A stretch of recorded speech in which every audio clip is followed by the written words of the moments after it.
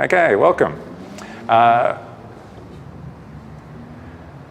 This is our second stream today. If you're watching the other stream, please go to this stream. If you're on this stream, you've probably already figured that out. But this is a UTS Startups Confessions series where we talk to entrepreneurs about how they actually started what they started. And personally, I get to learn from people that I respect a lot, that I wish I was, honestly, about what actually got you to where you are. Because who else do you learn from? I think people should learn from the people that they want to be and that they can be, but that requires people sharing what actually enabled them and what they actually did. So hopefully we can get that out of this chat. Okay, cool. Can we get a little welcome round of applause for Dilhan?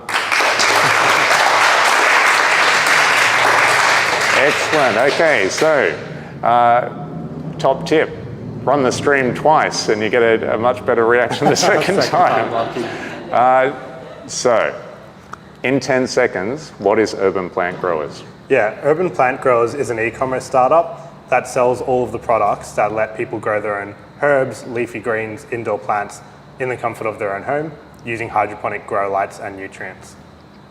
Okay, so I covered this briefly 5 minutes ago, but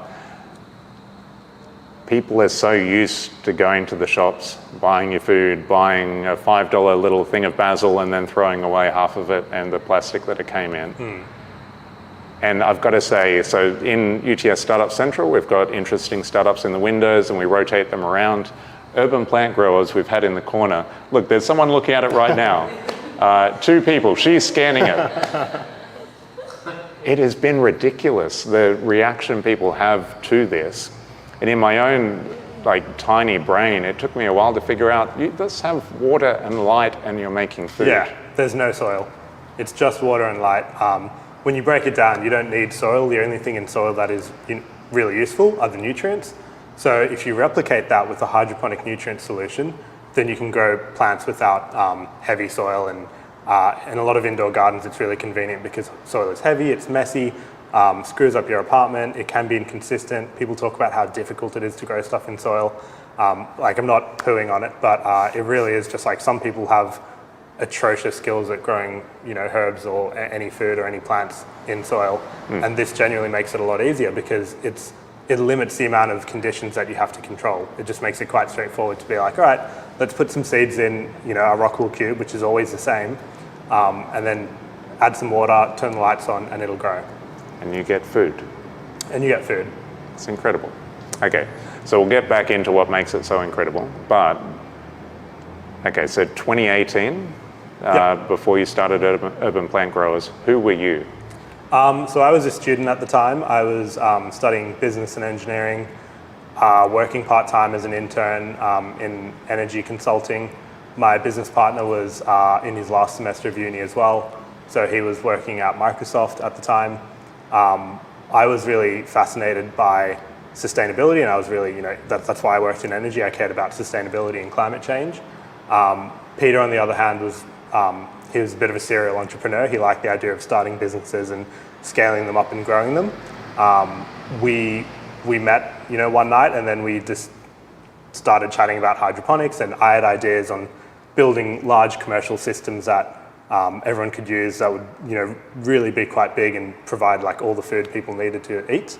Whereas Peter's idea was start a lot smaller, something very entry level, the size of a toaster that anyone's grandma can put in their kitchen and grow food with. The next day we had a proper call about it and we decided, yeah, let's do this. So we started a business, we registered our business name, got an ABN, started talking about how we were going to unravel the business, start the business up, and I guess I didn't expect it, but we just took it from there and started growing the business. But why? Because I imagine feeling that way as well, and I'm like, okay, that'd be cool, but you actually said, no, we're going to do this, let's register the company. What was in your head that made you think, I'm actually going to do this? Yeah, I genuinely see the potential for hydroponics to have an impact on sustainability. The technology itself uses up to 99% less water than conventional agriculture in commercial systems. Way less space, because you can stack it vertically quite easily. It uses less nutrients as well because it's a closed loop system, so you just keep recycling. And then it can be done in a range of different weather environments. If you've got a growing population that's increasingly urban, so you're going to have a smaller farming population, you've got climate change which is coming and it's going to cause more extreme weather events like the floods we're seeing now. It's going to be harder and harder to grow food in outdoor conditions on farms and whatnot. So we genuinely saw this potential of, growing food hydroponically, and I was very, impressed by that and really interested in it, and wanted to just make it more accessible to anyone. Okay. Because otherwise it's such a difficult technology. Otherwise you think about the nutrients and the lights and the pH and all the different factors that you have to control, and it can be really complicated. But I figured, why can't someone just make this a super simple, easy to use product that's sort of like an espresso machine that you just turn on and it works. Okay, cool. And I like that way of thinking because like Nespresso wasn't a thing 30 years ago, or whenever. But now every second home has one. It's not hard to imagine a future where every home has a hydroponic kind of urban plant growth pod that is just replenishing whatever is needed. Yeah, definitely. Every home that wants one. It's like, fridges and microwaves. If our products can be as common as that, and everyone can just cut out the veggies from their supermarket shop, then we'll have considered ourselves a success, because we'll have chunked out a huge amount of people's, the short-term perishable stuff that they buy and that there are long supply chains for, and a lot of food waste for, because people will just be growing that food themselves. Okay, so we're getting ahead of ourselves. Like it's, trust me, there's more and more good things coming in this that I'll wait to reveal. But how did you actually afford, as a person living in Sydney, to pursue this right at the start? Yeah, we started very small, so the initial investments weren't large at all. We manufactured some samples and brought them in. I think at first we only put in a few $1,000s each, and we'd both worked part-time jobs up until then, so we had a bit of money in the bank. Over time, as the business sort of grew, we just reinvested everything, and we kept funneling our own money into it. In the first year or two, we were both working full-time, and then bit by bit, I started going part-time in my full-time job. Sorry, we were both working full-time in other jobs and doing urban plant growers on the side. And then I started spending more time on urban plant growers, cutting down on my day job, until we both eventually just bit the bullet and went full-time on urban plant growers. So I guess, yeah, for a long time we bootstrapped it with our own money, and just the reinvestment from the revenue we were making. Did you find, so you came out straight as a student into that kind of environment. Do you think being a student and your living expenses at the time made it easier to do that kind of transition? Just to kind of scrape by and not worry too much about other expenses? Yeah, I think being a student made it feel like it wasn't a big deal because of the time factor. Like, I think it's harder to start a business when you're working full time. You just don't have enough time in your day to spend growing a business, whereas in uni, it's a lot easier to be like, yeah, I can just work on this on the side and do my assignments, sometime, yeah, figure it out. So I think it's good to start it while you're in uni for that reason. The money reason wasn't too much of a problem at that time. Like we genuinely started small and built it up gradually, so it wasn't too bad. Nice. Okay. So that first year, talk me through that. What were you actually doing? Yeah, the very first year, manufacturing a product, testing it thoroughly ourselves. Peter did a lot of electrical design for the products to make sure that they were compliant with Australian regulations. I don't know how he knew at the time, but he just knew exactly what needed to be done. So he did a lot of work on that part to make sure everything was compliant and safe and would work well. And then I did a lot of work on like the setting up the store, the Shopify store, working on the marketing, the product descriptions, all of the social media channels, the things that I thought a business needed to be a legit business. After a while, we sort of started investigating Google and Facebook ads, and we started running ads, and that's when we started getting some sales of our own. And then we just sort of bit by bit scaled out how much we spent on advertising, sort of started realizing, okay, we need to connect with our customers, we need to call them, we need to do surveys, We need to have like email flows that automatically get sent out to them so that we can connect with them and get feedback and teach them how to use the products. All of that foundational work we started doing at the start. Of course, there is always like the backdrop of literally every day after work, we'd meet up at the station and we do a bit of a handover of some products and be like, all right, you post this out today, I'll post this out today, and then just make sure that our orders are actually going out to our customers. So it was a lot of things. I think the main first year was just marketing, logistics, customer service, and working on the product itself. Okay, so you mentioned Shopify because like it's one thing to have this in a window and have people wandering in off the street trying to buy it off us. That's cool. But you're able to scale this a lot more quickly. What kind of enabling technology allowed you to put that online quickly and to reach an audience quickly? Yeah, so Shopify is one of them. I think these days it's just so helpful. There are so many apps like Shopify. So you've got Xero for all of your accounting, Shopify for your website itself, Starship it for a lot of our logistics. We use Microsoft for basically all internal communications and stuff. They're pretty much platforms which would have been a whole business division in previous years, like a decade, maybe 2 decades ago. So it's just saved a lot of time and enabled us to actually do what makes sense in the business and what makes money rather than spending a lot of time on what is potentially like a cost. Like Facebook ads and Google ads to start off? We got into Facebook and Google ads maybe 5 months in. Yeah. That did make a big impact because it's very scalable if you do the right sort of stuff. Yeah. And once you figure out it costs this much to get these kind of people and the unit economics of it, even when you're bootstrapping, suddenly you have a reason to kind of lean in. Yeah, exactly. You can do the unit maths and be like, okay, like if it costs this much to acquire someone, we're making this much money on them, then we can grow our business a lot quicker if we kind of just invest enough in these platforms. Okay. What were the kind of lucky things in the first year? Like the kind of things where that was great and that was great and that was great, that if not for those, you wouldn't be here today? Lucky things, yeah. I always think the timing was probably the luckiest thing that we had. We sort of started the business at a point where people were starting to think a lot more about climate change and eating healthy food, and e-commerce was also at a point where it was easy enough for 2 uni students who didn't know how to code a website to kind of set up online and then start selling stuff. So a lot of the technology was sort of at a good point for us.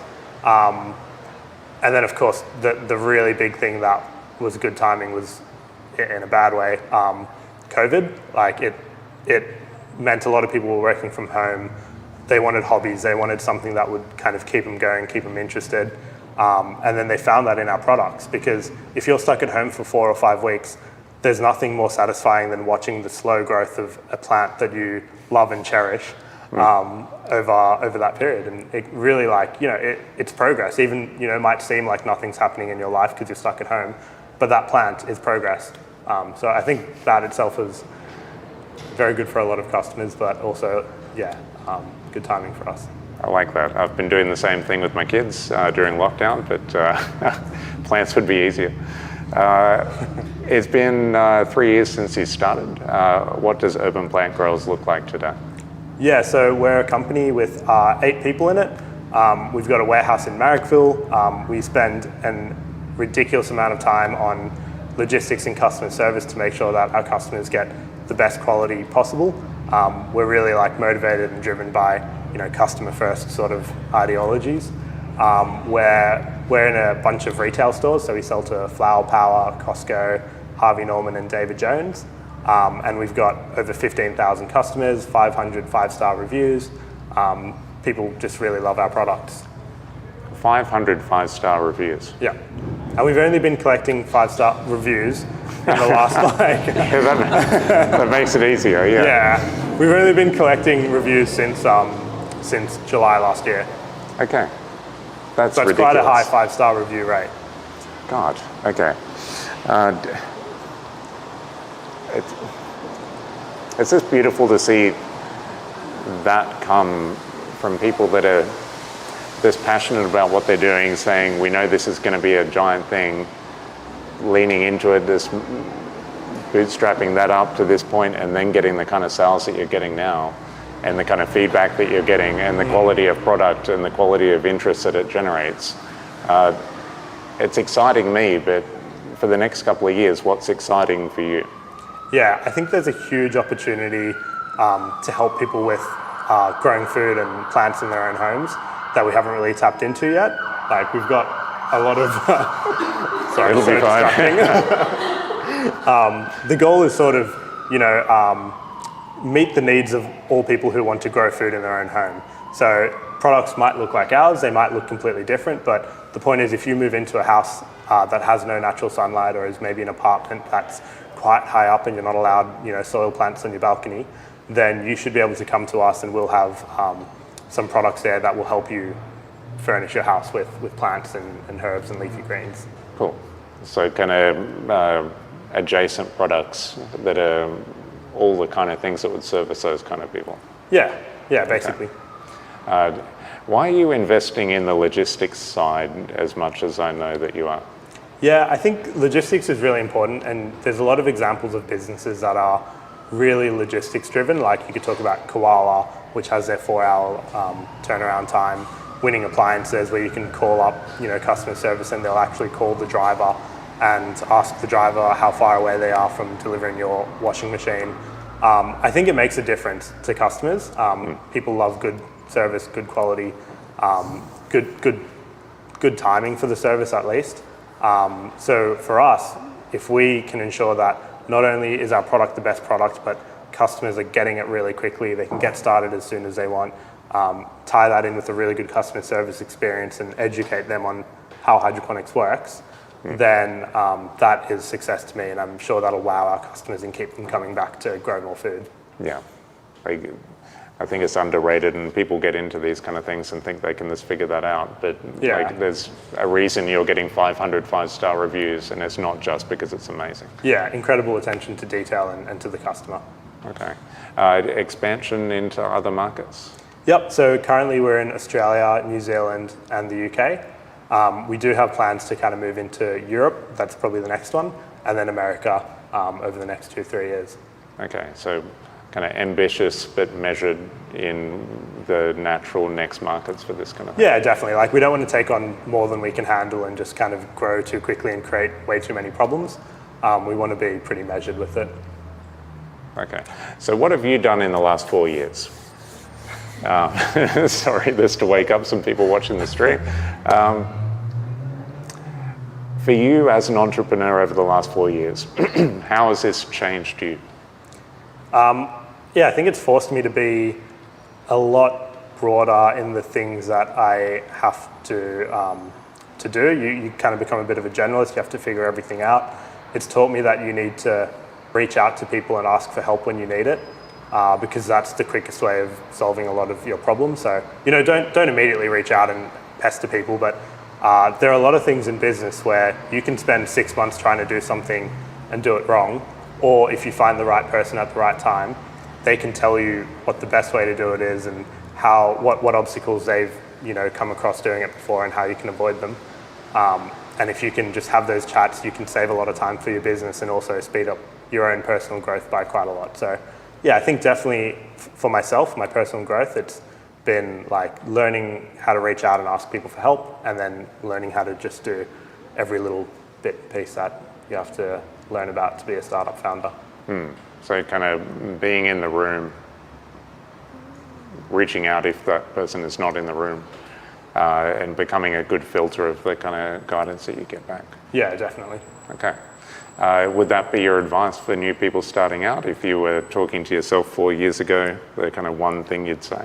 Yeah, I think definitely don't be afraid to ask questions and reach out. Ask people for help, it'll save you so much time, and you'll just get so much further ahead than you would have if you were just trying to figure it out by making your own mistakes. But I'd also suggest, just go in there, give it a crack, work hard, and make sure that you're actually just giving it your all. Okay. And you can join us every Friday at 3:30 at UTS Startup Central. I'm looking at 50, 40 people that I know about half of you, and I know you're amazing people. I'm sure the other half are amazing people too.